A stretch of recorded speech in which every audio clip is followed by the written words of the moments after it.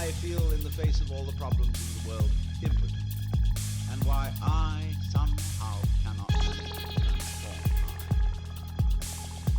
Now here we get to the real problem, because we're always telling each other that we should be different. Now I'm not going to tell you that tonight. Why not? Because I know you can't. Nor can I. That may sound depressing, but I'll tell you it isn't. It's very hard. But everybody, you see, who is at all sensitive and awake to their own problems and human problems is trying to change himself. We know we can't change the world unless we change ourselves.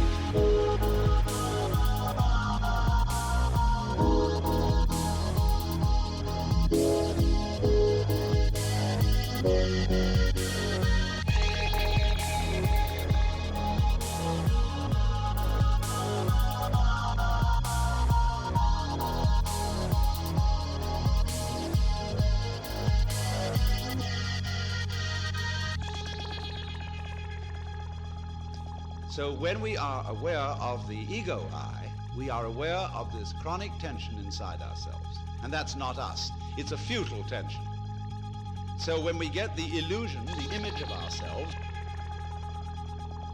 married to a futile tension, you've got an illusion married to a futility. And then you wonder why I can't do anything.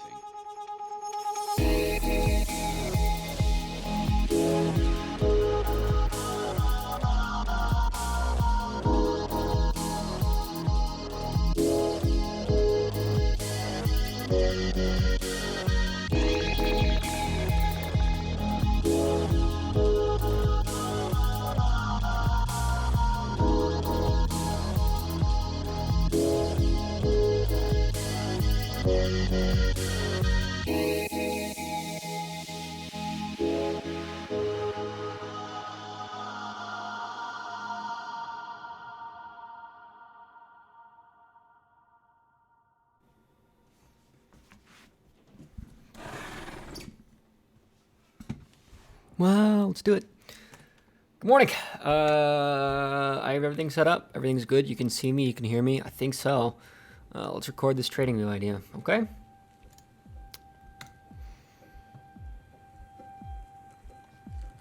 Man, I got some mixed thoughts on Bitcoin.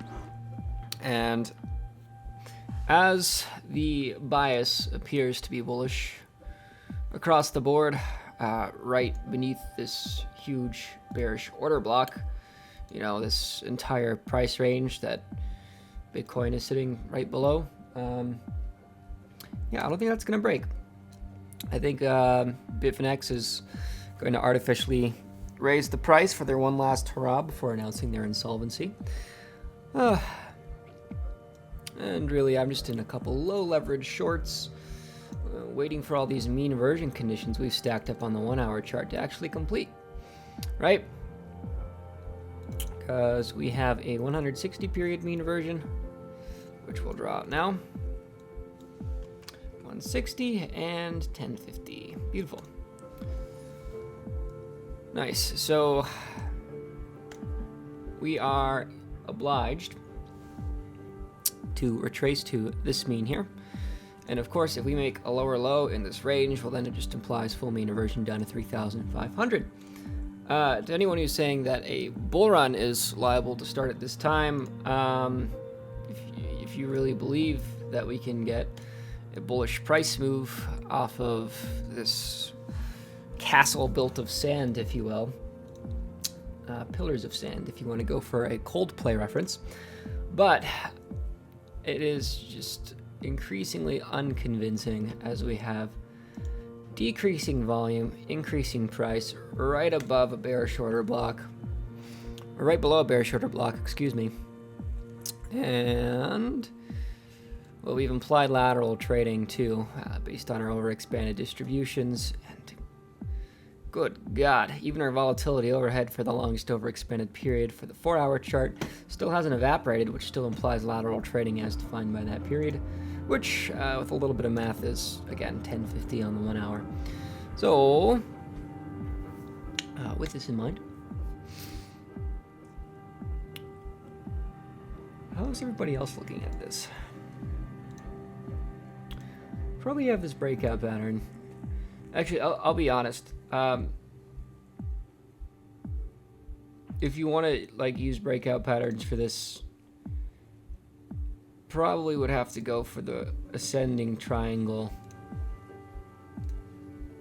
That's actually really cool how the ascending triangle is, well, exactly on the mean reversion pivot.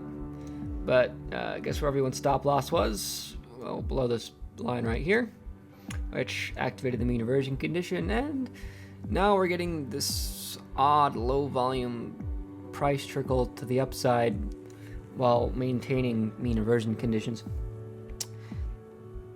And it makes me doubt my sanity, because my strategy still says this is a bearish chart, right? Because if you activate a mean reversion condition, you pretty much have to really rely on that mean reversion condition until you actually get some true net expansion, which I'm actually really happy about, because regular wave PM, this bad boy right here, believe it or not, we're actually getting, if these values compress like so, when the 14 period does decide to roll up, it's going to be quite the bullish scenario.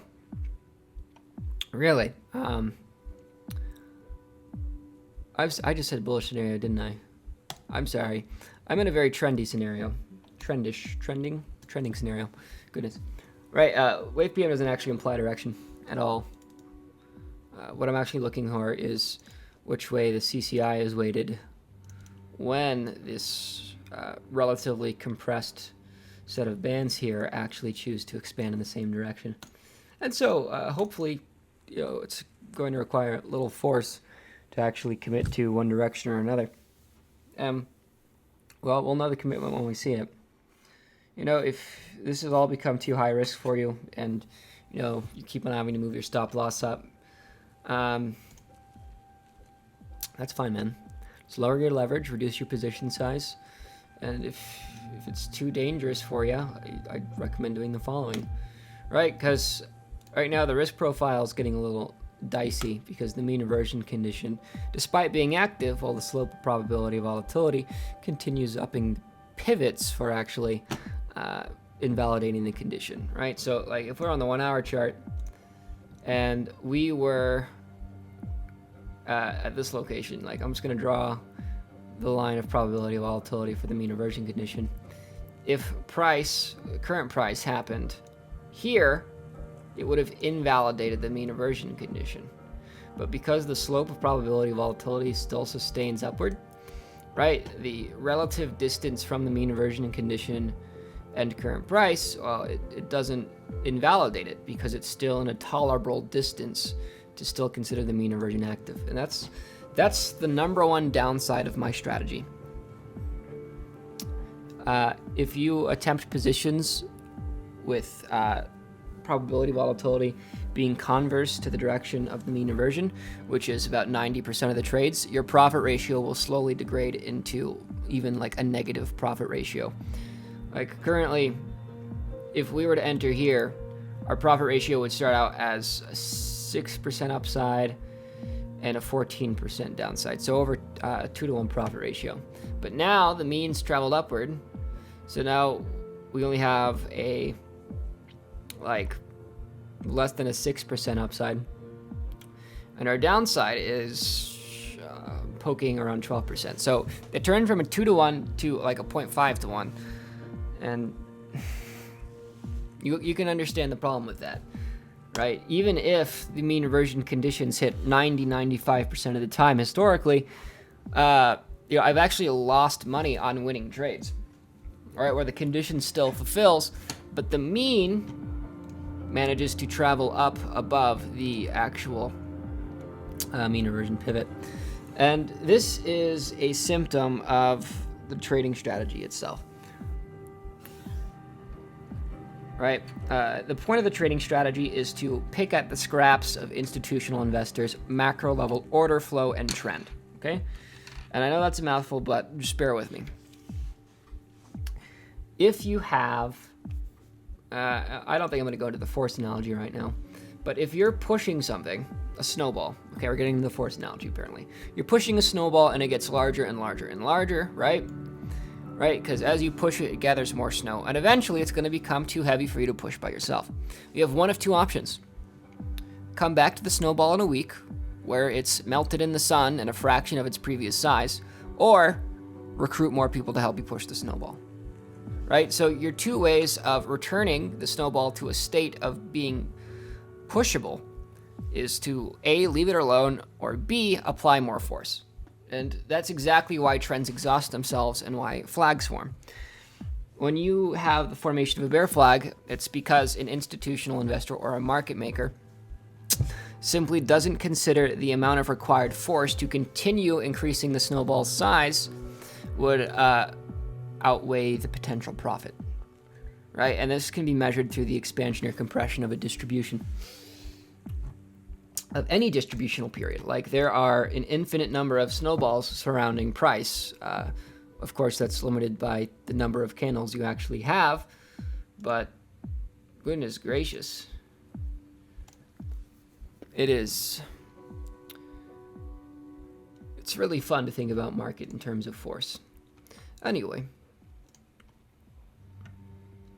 And that's actually, why we get flags. So we have this huge move here. It becomes, as you can see by the red plume of mass, it becomes an unrealistic amount of force to continue increasing price. So what happens? Well, price trades laterally because it's easier to leave it alone than to attempt to continue pushing it. And one thing cool about the 3D wave PM is you can actually define these periods of volatility overhead, where we actually can define the period and the pivot, it's the 1.25 standard deviation, required to cause the re-expansion of those longest overexpanded periods. So what happens? You get expansion only below the shortest periods of volatility overhead, right? Because those distributions are compressing around price, and it would require an unrealistic amount of force to cause their re-expansion. So what do we get? We get trend as defined by, you guessed it, any of the periods that are sufficiently compressed to actually allow for expansion, right? Because these smaller snowballs are able to be pushed, and smaller snowballs move less, right? Just relative to their size. So we get micro trends, or if you really want to say it, the smaller expansions. This is a rising wedge, isn't it? I don't really care. Right? This is not a true rising wedge. If we want to do a rising wedge, it'd have to be more macro, but I digress. What we're seeing here is, at least the sustained movement above the weekly 50 is concerning. Increasingly concerning. And I was saying before, if you really want to reduce your risk in this scenario, and I'm going to load up just this chart so I can get the weekly 200. Except it's not going to show because the ticker's not long enough. Okay, we're going to BTC USD on Coinbase. Nice. Okay. If we go below the weekly 50, you can change it. If you don't want to continue shorting this and continue stopping out, you can just change the scenario. If we go below the weekly 50, then you can short. Because right now, the risk profile keeps on getting worse, as I previously stated. So, I really recommend sitting back just for a bit. Again, I'm in low leverage shorts, small position sizes, which are going to be insanely profitable if the scenario actually plays out, okay? And I will probably increase the amount once we actually cross some more mean reversion pivots or go below the weekly 50. If you're okay with missing out on 8% profit for the remainder 32% profit, just to reduce the risk you have, that's totally acceptable. I recommend it.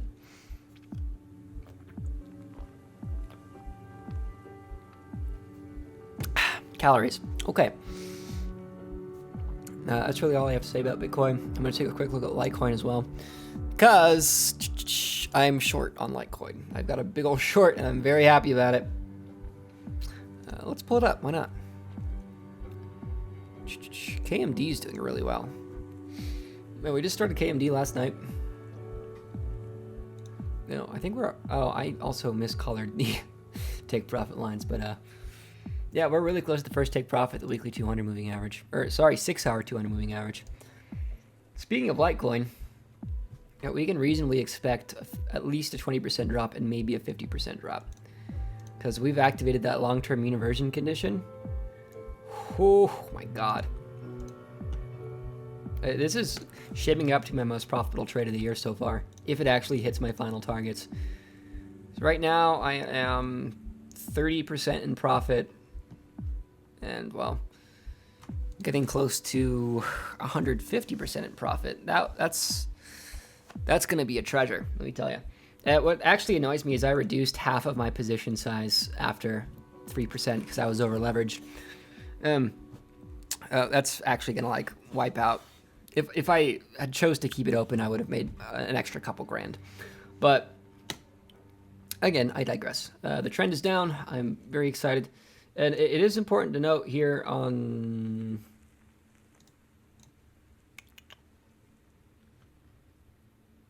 Yeah, no, the mean reversion condition's doing great. Never mind.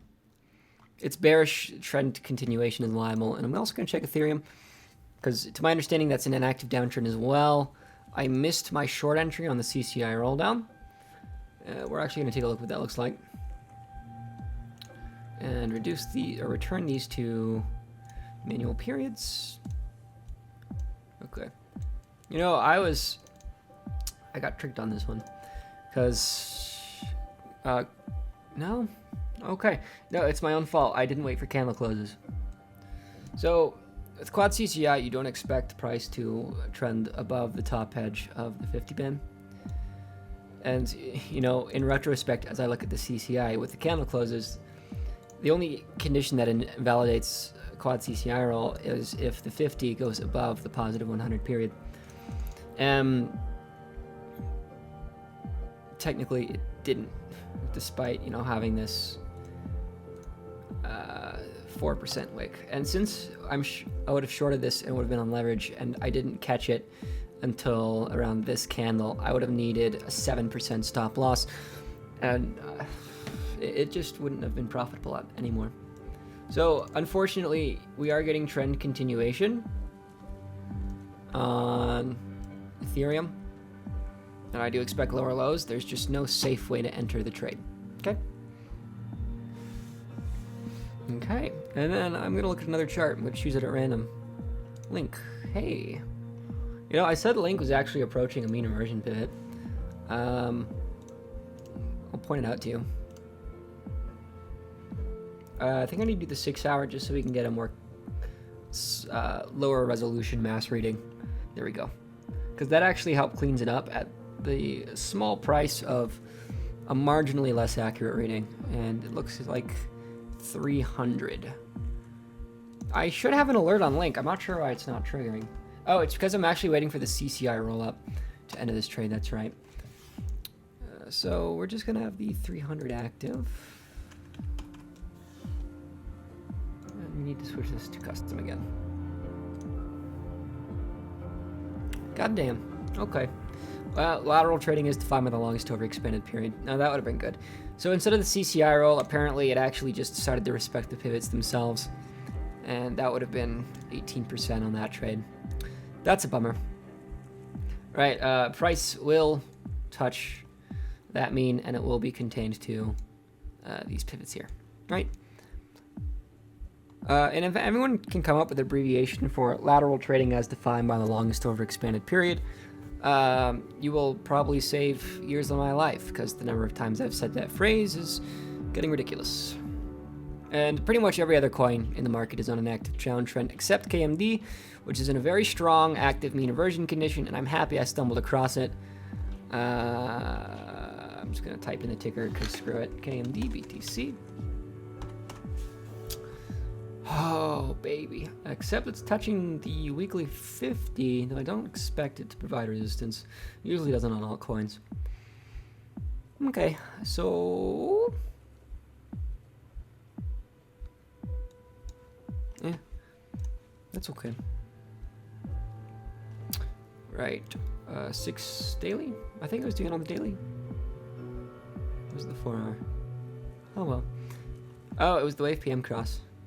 Yeah, there's actually a lot of confluence. There was the upward wave PM cross, and then the implied mean reversion to, was it this mean?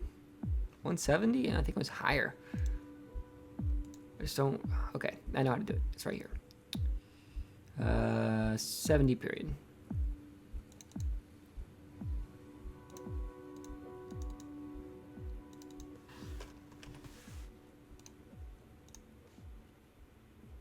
Yeah, okay.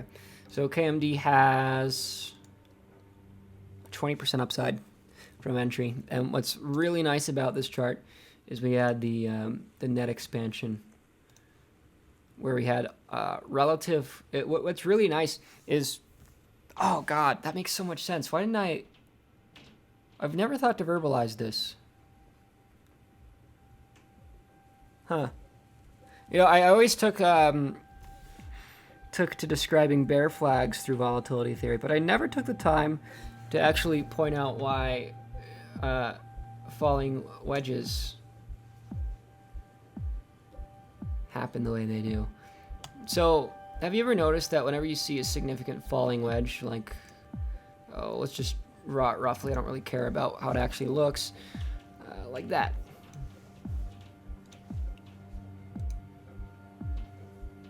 And I don't know, just draw like that. So do you ever notice that at the end of falling wedges, there's this really tight period of compression, right? Well, that's visualized here, where we have all the periods compressing the same side. So if you are expecting a positive move out of a falling wedge, would it be easier to push price up if there was high potential energy or low potential energy? This small lateral range at the end of downtrends returns the market to a state of potential energy, despite having the longer periods of overhead still preventing trend. So you can actually get these short-term expansions and even mid-term expansions as well, right? Because this is a super tight compressed range with really thin distributions. And then we'll get upward trend to the mean of the longest overextended period. Okay, I'm out of time. I had a lot of fun talking today. You TradingView folks, stay cozy. Don't over leverage. Have a beautiful day. Oh boy. That was pretty rambly, but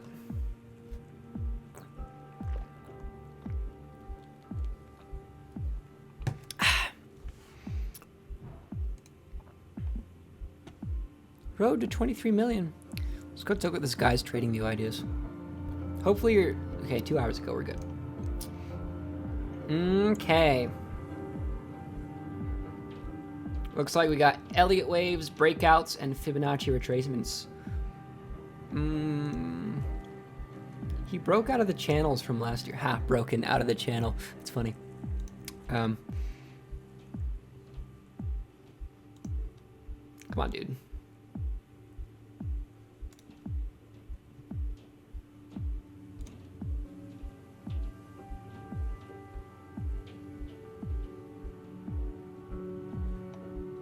Yeah, I also, like, just looking at this chart, it really reminds me that the actual rate of this accumulation zone doesn't make sense.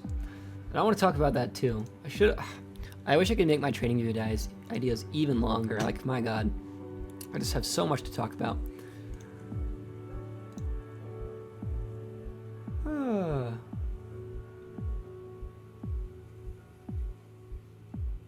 Okay.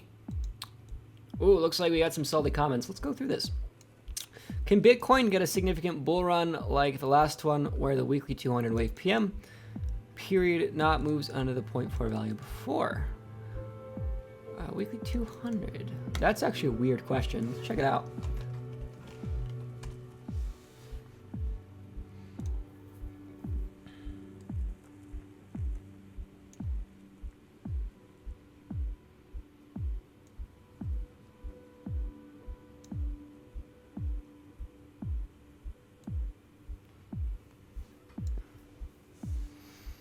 Okay, weekly chart.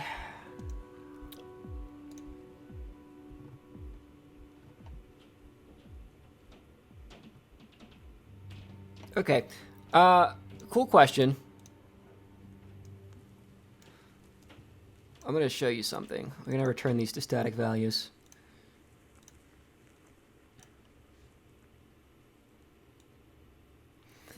So we can agree that the bull run started when we moved above the weekly 50 moving average, which honestly is kind of concerning since we're also crossing that pivot now. Although, oh, this is another really good point. Let's take a look at the mass readings on this location and this location. So this might be an interesting point. Okay, so do you notice how at this location we still had the overexpanded 50 and there was still the red volatility overhead? So we still had all this compression coming around price. Right. Bull run actually doesn't start across above the weekly 50 until what happens? Until we see blue and green across the board. Like, wow, that's actually pretty uncanny. So where we cross above the weekly 50, right here, that's really cool. There's still all blue and green there, which implies all the market has been returned to a state of potential energy. It would not be unreasonable to assume the same conditions need to meet here. Like, that's what the expected accumulation range would lead to. And do you notice how all this has turned dark? That implies compression. This is all the market returning to a state of potential energy.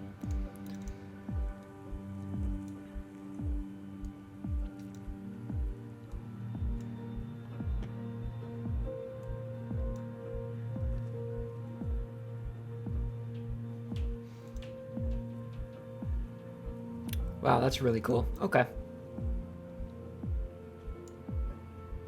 It's Bitfinex's last hurrah. It's just getting more and more concerning. I want to see where this weekly candle closes, though.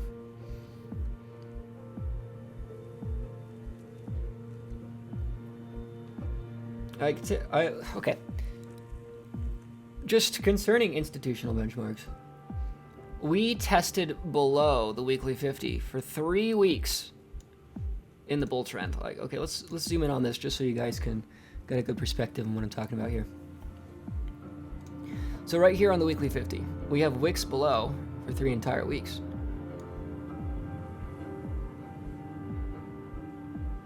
And we do have implied trend continuation afterwards.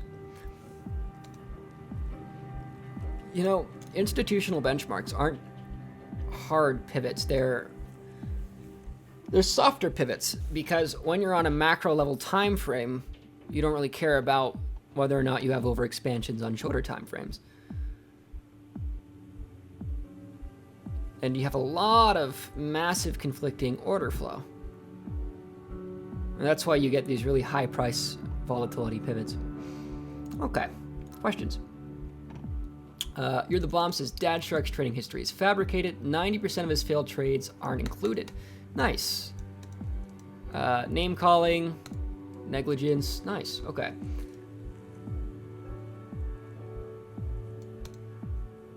You are the bomb, my friend. Yeah, sorry you didn't like the product. You know, dude. Did you over leverage on the last few trades? Like, I'm pretty. If you're the guy I think you are, I provided you an entire Google Doc of free resources, like a good 12 hours of videos and 24 or 1,000 pages of books, right?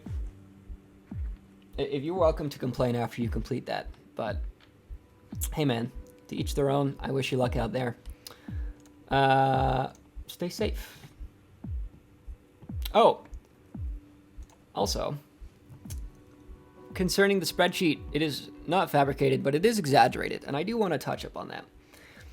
It assumes that each position is closed immediately as soon as it's opened. So I didn't really have a good way to put all the trade calls in and actually assume their duration, because it would have just been too complicated to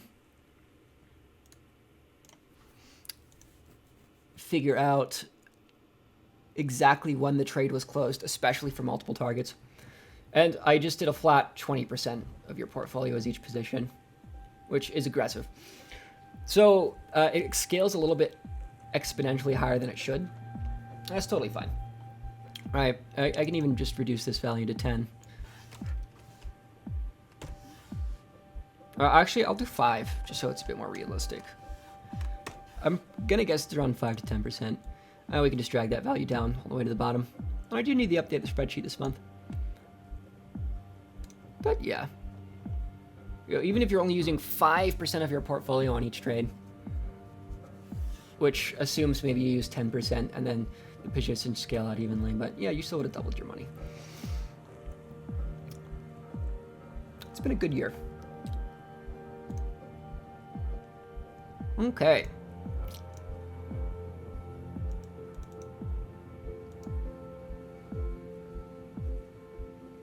Yeah, dude, it's totally exaggerated. That's the point. Okay, dude. Dude, you didn't buy the course.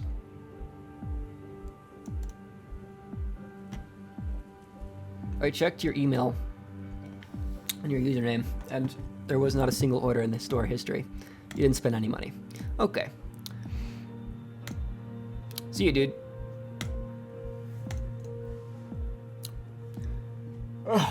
But really, if you guys have complaints about my strategy, and you don't reach out to me on to why exactly you might be doing something wrong, well, that's your prerogative.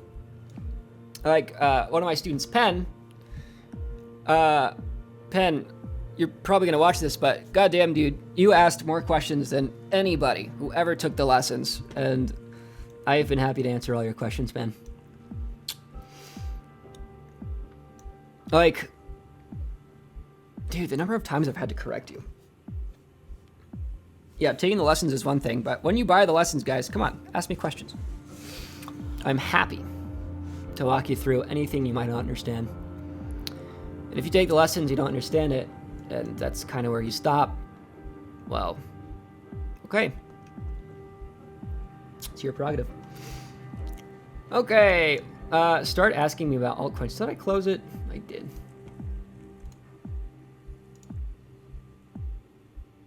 Pop out chat.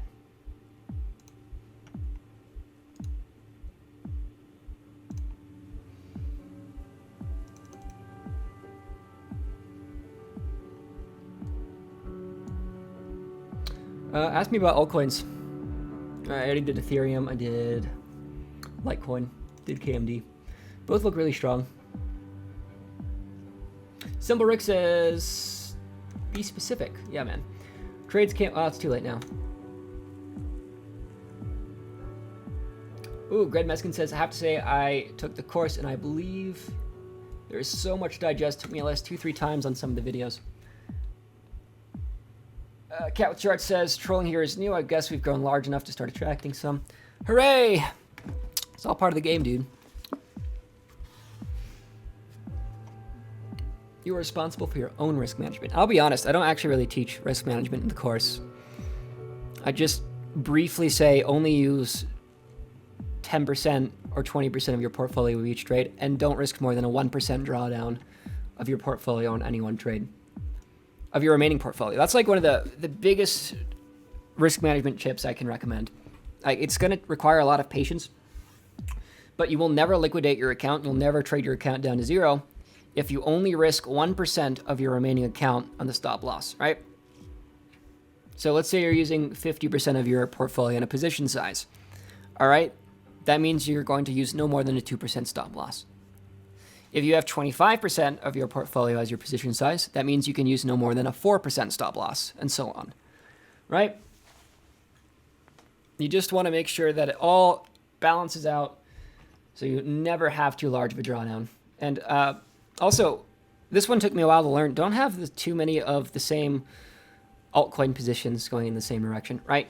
You can say, oh, my portfolio is super diversified. I have a Litecoin long, a Litecoin long, an Ethereum Classic long, an EOS long, and a Fuel long.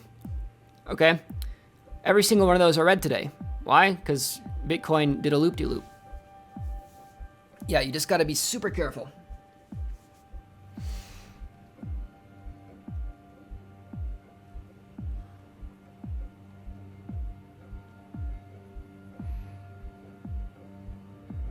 Yeah, you can actually, oddly enough, overexpose your account by having too many parallel positions. And it can be hard to connect.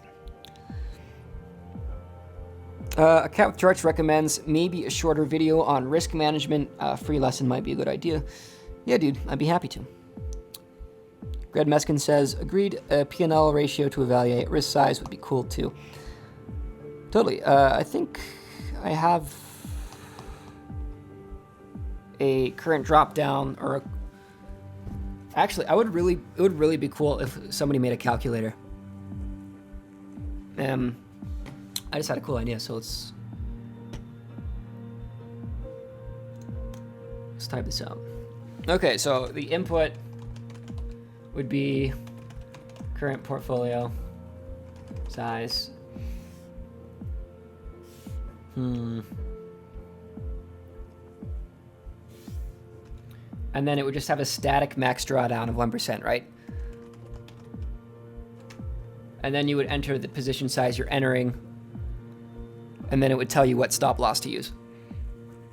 And then if you could even like use a slider to change your position size to match the stop loss you already have just based on the TA. That would be really cool. That'd be an awesome tool, right? Just being able to automatically calculate how large your position will be. Okay, so it would probably be better to do your current portfolio size, your position size, and then the stop loss value you need to only draw down your portfolio by 1%. That'd be some great automation.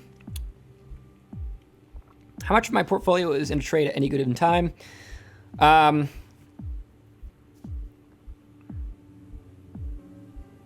It varies, man. That really varies. One difficult thing about crypto is technically being in tethered out is a position. It's a 1x Bitcoin short, right? And that makes things complicated because, you know, I had maybe a third of my portfolio in tether at around this location just to be super safe. Right, like, I don't know what's going to happen here, so I'm just going to do nothing. I'm going to go to tether, right? And I tethered out a portion of my portfolio there, and then it turns out I actually overexposed my portfolio, which is absolutely hilarious. I didn't lose a single dollar, but my Bitcoin value dropped by like 7%. And that was really frustrating at the time. But it was just after I had made that VIB call and made 60% on 20% of my portfolio. So it kind of just returned me the status quo. So it's really hard not to overexpose your portfolio in crypto because the only way to have gotten out scot-free there would have just been to be a Bitcoin maximalist and just held Bitcoin. And that's not really viable, like at all.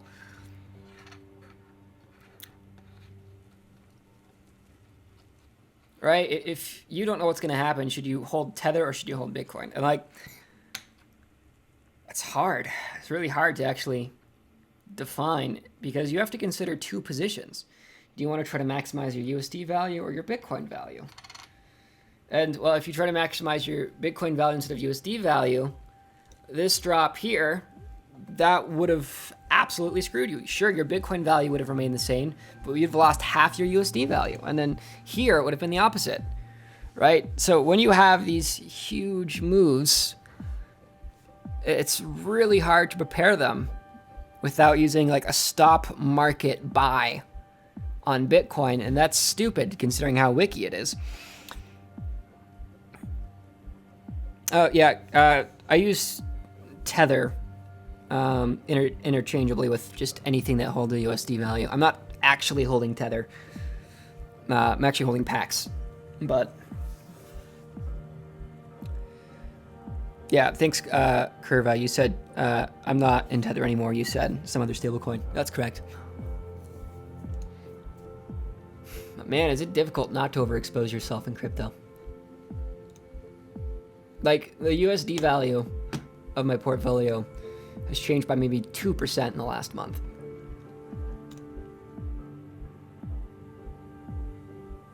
USD holds USD value. Okay. That's a good idea. Oh, except for my Bitfinex account. Not Bitfinex, excuse me. Except for my leveraged account. That has been treating me very well, thanks to the Litecoin short. You know, here's the thing, guys, about trading. I stopped out of Bitcoin one time. Actually, let's do this on a lower time frame. So I stopped out of Bitcoin 3 times in a row, 3 shorts. Right? I stopped out of this by 3%. I stopped out of this by another 3%. And then I haven't stopped out of this yet, but I'm currently down 3%. I've moved my stop loss up just a touch.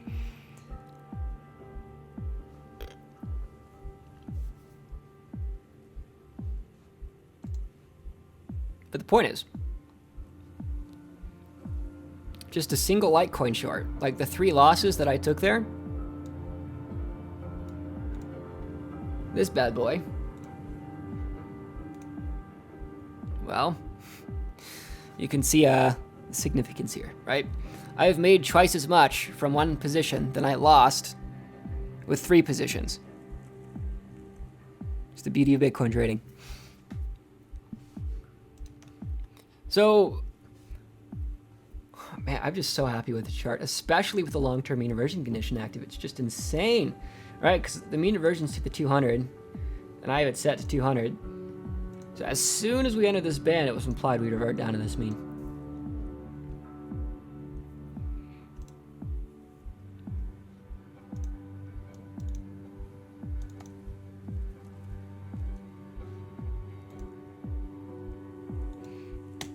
Also, I just want to point out the efficacy of mean reversions.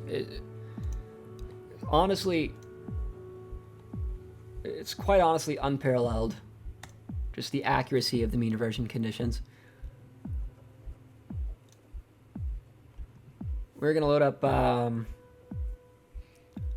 just for the sake of sanity and speed, we're just going to look at the most basic form of mean reversions without considering any other conditions, and we're actually going to do a fresh chart layout just to make a point, right? Like, you might not like my channel or my calls, but you cannot deny that a cat with charts tools, they're the real thing. And let's load up new chart layout. Hopefully it keeps my color scheme. Oh, thank God. Removing the background lines on this chart is just the best thing I've ever done for myself. Okay, if you have been hesitant about buying the indicators,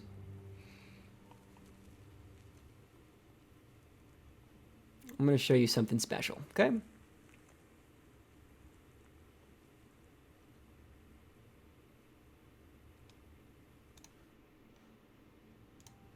Just give it a second. It's a huge indicator. It's going to take some time to load.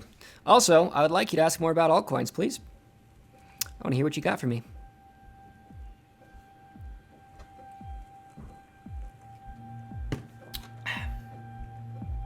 Yeah, dude. A cat with charts. Your indicator sales have been going up every single month. Like, they're outpacing the sales of everything else on the site. And, dude, the work you've done is just unparalleled in quality and adjustability and depth. So we're not even going to use any other indicators to define whether or not these signals should be considered. We're just going to look at them and use them to quote-unquote trade. In an entire year, there was only one failed mean reversion condition, and it's because of volatility overhead.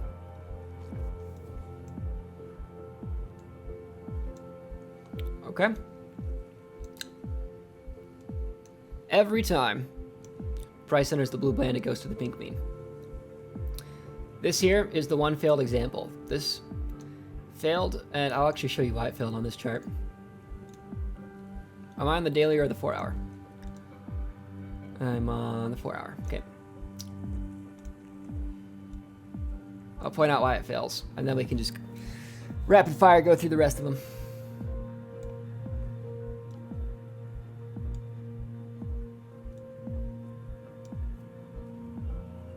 Okay. Why does this mean reversion condition here fail? Well, it's a pretty easy answer. All you have to do is look at the 3D wave PM. It is the presence of the volatility overhead in this scenario, okay? So whenever you have a disconnected red cloud like here, right, that's an artifact from previous overexpansion. Because we had significant upward expansion and it immediately reverted to a state of downward expansion, it re-expanded the longest overexpanded periods and actually above them of the previous move, right? So that generates false signals when you just use an indicator to identify them. But if you actually take the time to look at the signal, then the mean reversion conditions succeed, right? Because we actually have 3 mean reversion conditions here. One on the 100 period, one on the 45 period, and one on the 110 period, okay? Let's just draw each of these out. So the automated indicator isn't going to show them, but here we're going to be able to get them all, okay? First up is 100.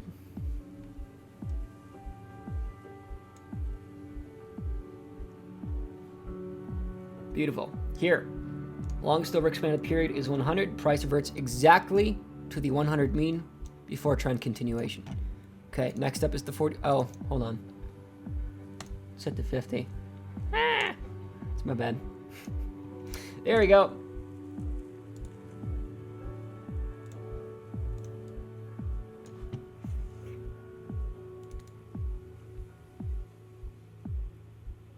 No, that's correct. Yeah, 100 period. So actually this one just does fail. Huh. Condition is entered and then it fails. Why does it fail? Don't know. Okay. That's a really rare occurrence. Okay, again. Yeah, I was speaking from memory when I said that was the one failing condition, but turns out it actually did fail. Okay, I understand. And so the reason... Wow, okay. So yeah, because this condition failed, it was supposed to revert to the mean and it didn't. It actually continued to consider the rest of the volatility overhead as active, and it just held the reading through the entire downtrend. Cool. Yeah, so we would have stopped out of that. Next up is the 45 at this location. Right, so 45 is here. When we re-enter the 45 band, it goes to the 45 mean. And man, yeah, this entire area is just all the downsides of the strategy. Because the condition, like, look at this winning trade. Like, when you first enter, your upside is 7%, and your downside is maybe 3%. But because the slope of probability volatility here is so aggressively down, you have to adjust your stop line down with it. But guess what? Eventually, it does hit the mean. And know what happens then? Well, you lost money on a winning trade, right? That's the downside of mean reversions. Then here we have 110, right?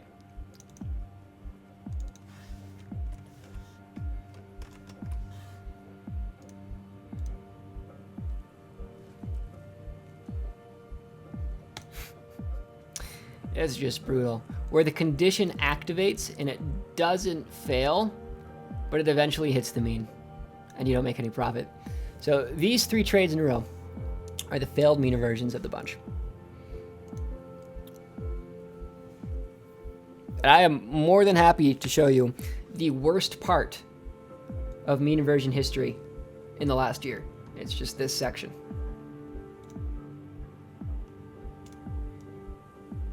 Okay, but then, watch this. Let's define it. Longest overexpanded period is 220. So, if we define the 220 period, what should we find? Why, a winning condition. Goodness gracious. So in this scenario, we enter the trade on the condition activation. We make 10%. That's excellent. Let's figure out how much we lost in these previous trades. Probably around the same amount, probably 10%. Right, let's just assume you use a static 3% stop loss in each of them. That's totally acceptable. And of course, they're going to be proportionate to the longest overexpanded period.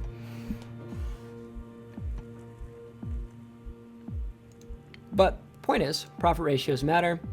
Win rates matter. Here's another one. Like, let's assume we took those 3 trades, and now we're going to take the 3 next trades. What's here? 90 period. Let's check it out.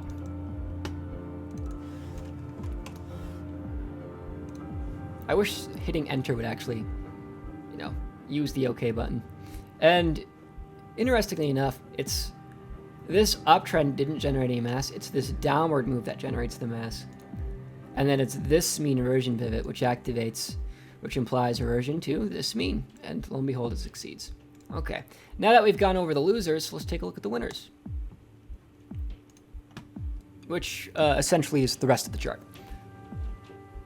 So this indicator here just automatically draws out the longest over expanded period without considering any other conditions, which works, but is slightly less accurate, right? Because you're not manually considering the conditions. There's a winning condition. There's a winning condition. There's a winning condition. There's a winning condition. We enter here. There's a winning condition. You might have stopped out of that, let's be honest, right? Even in scenarios where the trade wins, we still have to have terrible profit ratios because of just the volatility on the pivots.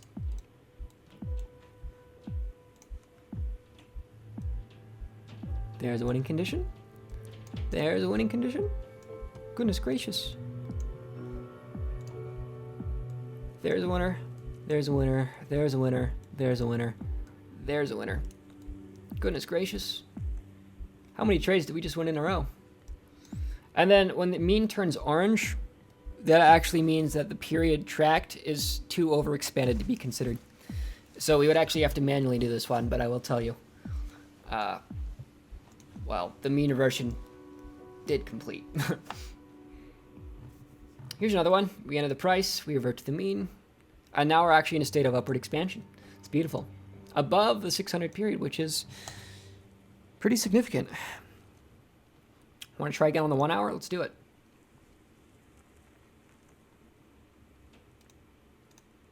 Should fare. Actually, you know what? Screw it. We're doing the 5-minute chart. Time to flex.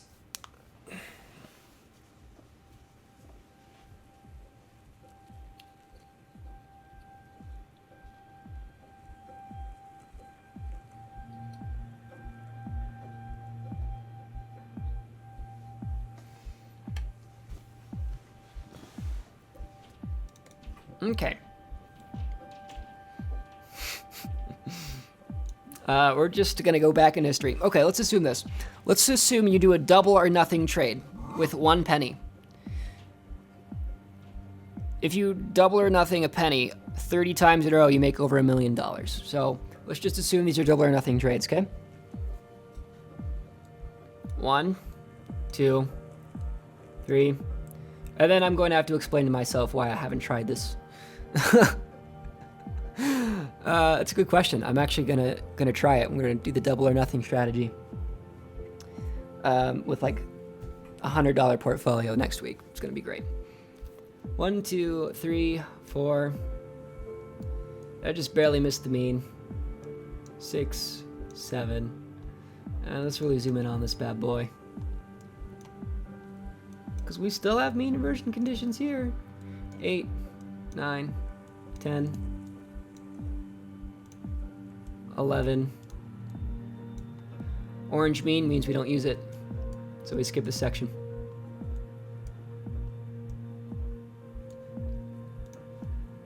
$11, 12,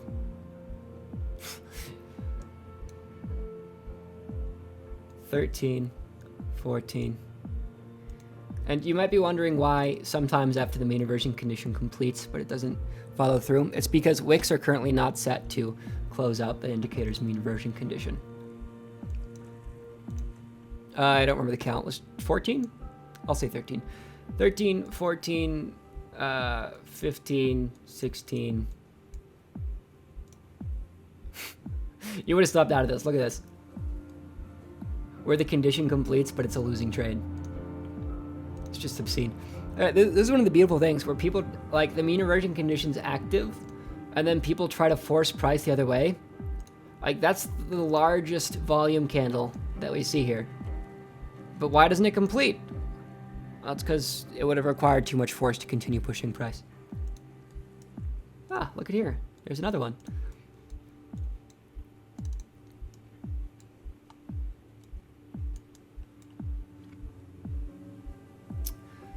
It's really tempting to try a reverse martingale strategy with this, but you just know on the 5-minute chart, you're going to get screwed by one of the trickling mean versions, like this one. Like, this is a huge condition.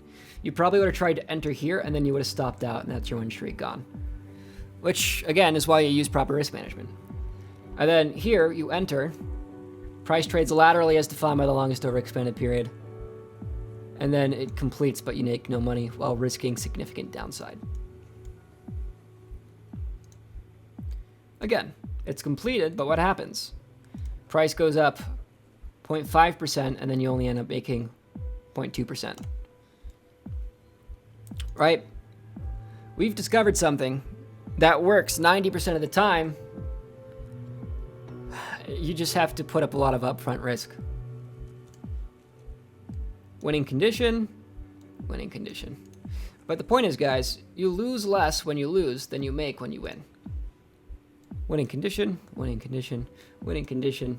And then I'm going to stop commentating and just go back in time and do it. Lose, win.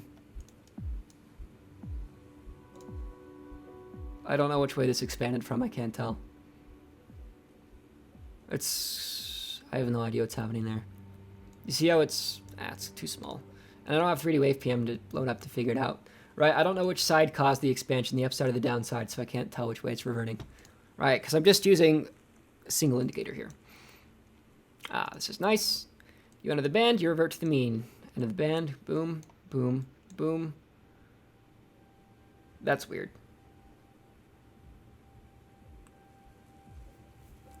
I think this was the initial condition. And then it considered it uncompleted because it didn't touch the mean and continued to expand. So you probably would have lost on that. Win, win, win. Right, condition activates. Price ends up going 1% to the upside, and then your take profit is only 0.6%. So there's a winner. Winning. Again, guys, the condition activates, price draws down 0.6%, and then you end up making only 0.2. Like, it's a 1-to-3 profit ratio on that trade. And you probably would have stopped out because of how far down it went, right? So even if something is super accurate, it requires a load of finesse. And that's why it's important to have other indicators on your chart. Because even if you are able to identify something that works 90% of the time, the problem is you still need to properly manage your risk around it. And so here's the thing, guys. That's why there are some salty people concerning my strategy. It's because they take my word at scripture for a week and leverage their entire portfolio on something I say. And then the condition either completes but isn't in profit and they get stopped out because of high price volatility on the pivot, or, you know, the trade fails.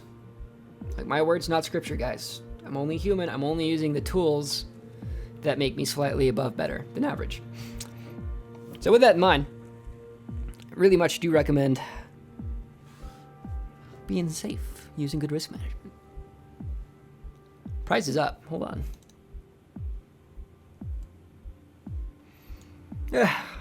I'm probably going to step out of this again looking at it. I'm going to repeatedly lose 3% over and over again in hopes of making 40%. And I'm totally okay with that. Since I need to lose 9 times in a row for me to have the same percent drawdown as one win would give me. And you know what? I like those odds. Get your final questions in. I want to hear what you guys have to say. Any thoughts about today's stream? It has been a pleasure.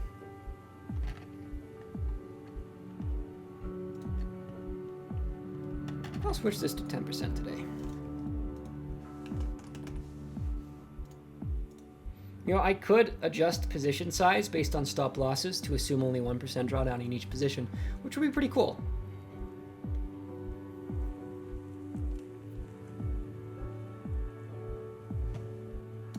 No final questions? I want to hear what you guys... Come on. Tell me what you want. That's all you got to say, eh? All right, Freds. That's it for today's live stream. I'll talk to you all tomorrow at 1 p.m. You have a beautiful day.